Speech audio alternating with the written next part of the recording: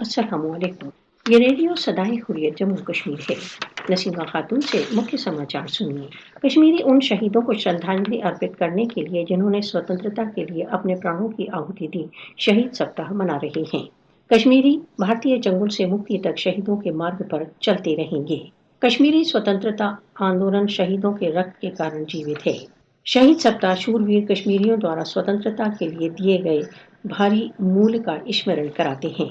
All party Hurriyat conference ने बुरहान वानी की शहीद जयंती पर बंद के लिए जनता को धन्यवाद दिया। भारत निर्दयतापूर्ण रक्तपात के द्वारा स्वतंत्रता की भावना को नहीं कुचल सकता। भारत द्वारा अवैध रूप से अधिकृत कश्मीर के पुलवामा, कुलगाम तथा राजौरी जिलों में 5 कश्मीरी शहीद कर दिए गए।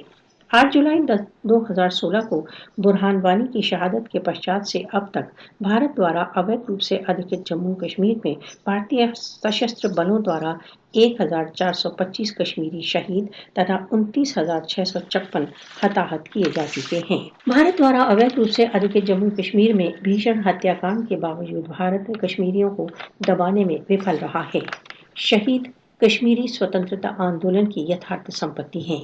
वीर कश्मीरी भारतीय सैन्य शक्ति के समक्ष कभी भी समर्पण न करने के प्रति कृत संकल्प हैं। विश्व मानवाधिकार संगठनों को भारत द्वारा अवैध रूप से अधिकृत जम्मू कश्मीर में भारतीय बलों द्वारा किए जा रहे भीषण मानव अधिकार उल्लंघनों का नोटिस लेना चाहिए।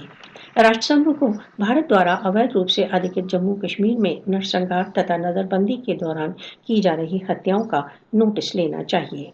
कश्मीरी राष्ट्रसंघ सुरक्षा परिषद के प्रस्तावों के अनुसार कश्मीर विवाद का समाधान चाहते हैं।